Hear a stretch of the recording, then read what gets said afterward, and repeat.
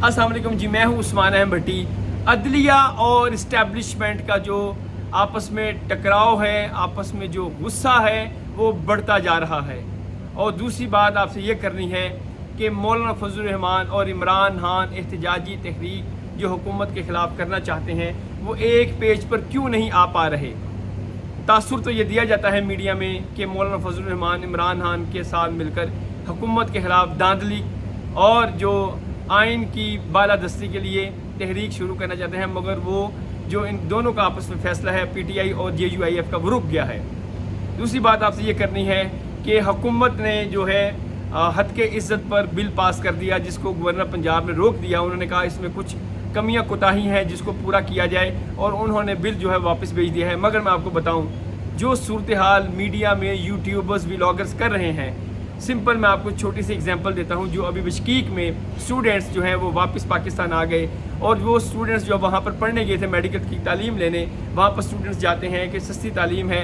और जो इस वक्त सोशल मीडिया पर इशू बन गया, प्रोपेगेंडा किया गया कि वहाँ पर पाकिस्तानी स्टूडेंट्स के साथ जो है वो ज़्यादती की जा रही है, रेप किया गया है, जो फीमेल स्टूडेंट्स हैं उन पर तशद्दुद किया जा रहा है, जिस पर जो हुकूमत ने 8 चार्टर्ड प्लेन जिनकी जो लागत है फ्यूल की या उसकी ट्रांसपोर्टेशन की, वो डॉलर्स में, लाखों डॉलर्स में हुई है।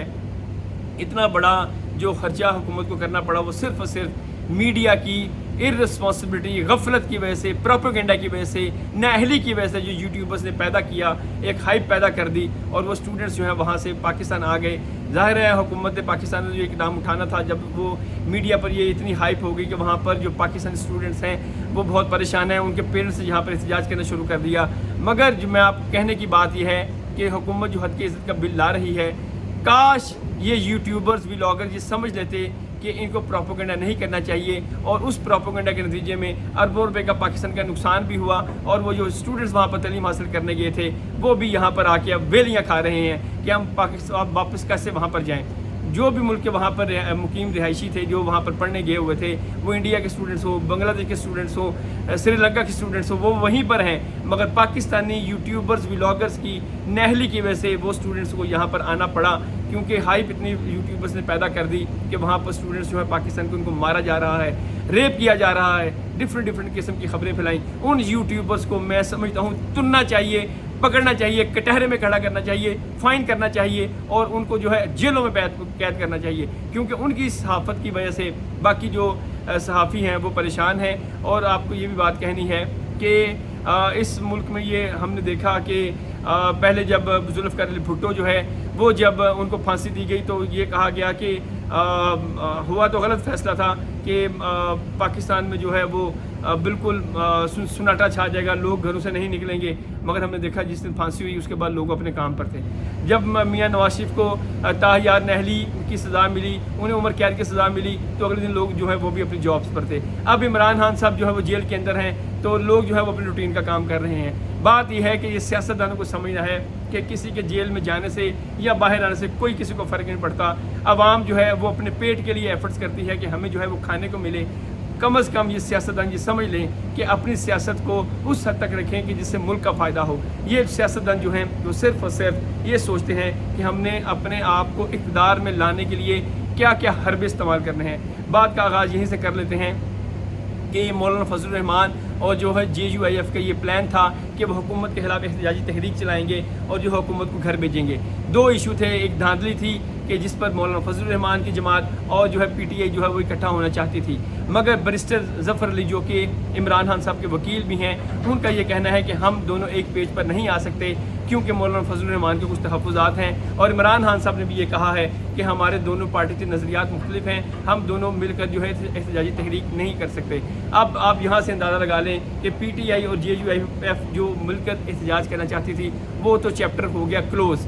अब दूसरी बात आपसे ये करनी है कि जो हद के इज़्ज़त का बिल हुकूमत ने पास कर दिया, पंजाब हुकूमत ने, गवर्नर पंजाब पीपल्स पार्टी से हैं सरदार सलीम खान, उन्होंने वो वापस भेज दिया। उनका ये कहना है कि बिल में कमियां कोताहियाँ हैं। बिल में कमियां कोताहियाँ ज़रूर हैं, वो ये है कि इस पे जो बिल हुकूमत ने पंजाब ने पास किया, इस पर सहाफ़ियों को ऑन बोर्ड लेना चाहिए था। सहाफ़ी भी डिसइंफॉर्मेशन, मिस इन्फॉर्मेशन और फेक न्यूज़ के ख़िलाफ़ हैं, مگر جو طریقہ کار اختیار کیا گیا وہ یہ تھا کہ خفیہ رکھا جائے گا پروسیڈنگ کو.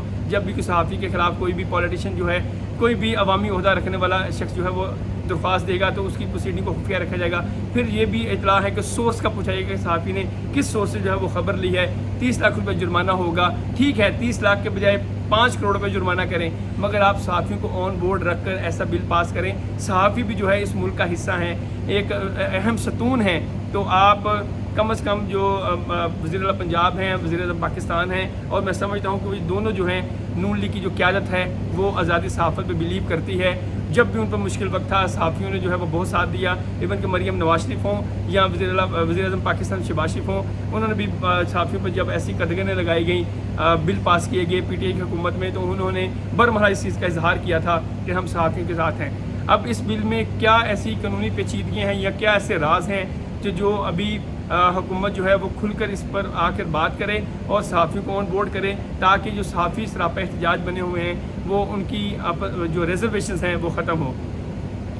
آپ کو بات یہ بھی کرنی تھی کہ جو اس وقت اسٹیبلشمنٹ اور جو عدلیہ ہے اس کا ٹکراؤ بہت زیادہ ہو گیا ہے. جو اسلام آباد ہائی کورٹ کے جسٹس ہیں محسن اختر کیانی, انہوں نے کل جو ریمارکس دیے وہ سمپل جو بڑا کلیئر کٹ میسیج تھا اسٹیبلشمنٹ کے لیے کہ بھائی جو لوگ اغوا ہوتے ہیں وہ ایجنسیاں کرتے ہیں, ایجنسیوں کے جو کمانڈر ہیں, سیکٹر کمانڈر ہیں ایم آئی کے, آئی ایس آئی کے, وہ آ کر یہاں پر بیان دیں. آپ یہاں سے اندازہ لگا سکتے ہیں کہ جوڈیشری اور جو اسٹیبلشمنٹ ہے وہ آپس میں بہت زیادہ تناؤ اور ٹکراؤ اس میں پیدا ہو گیا ہے.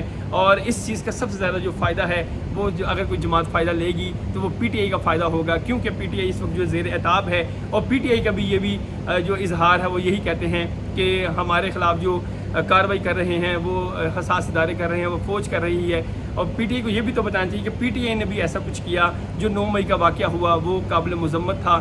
اس چیز کا ظاہر ہے فوج نے ایک پھر لائن آف ایکشن لیا کہ جو بھی لمٹس کراس کرے گا اس کے خلاف کارروائی ہوگی. تو اس وقت جو صورتحال ہے سب سے زیادہ اس چیز کا فائدہ جو ہے وہ پی ٹی آئی کو ہو رہا ہے, اور حکومت جو ہے وہ اس دباؤ کے نیچے آ رہی ہے. ظاہر ہے جب اداروں میں ٹکراؤ ہوگا تو جو حکومت وقت ہوتی ہے اس کے لیے چیزیں جو ہے وہ کافی چیلنجز ہوتے ہیں, اب ان کو فیس کرنا. ظاہر ہے ادارے اگر آپس میں ٹکراؤ میں رہیں گے تو حکومت کام نہیں کر پائے گی. یہ کچھ آج کی اہم خبریں تھیں جو آپ کے ساتھ شیئر کی. تھینک یو, السلام علیکم.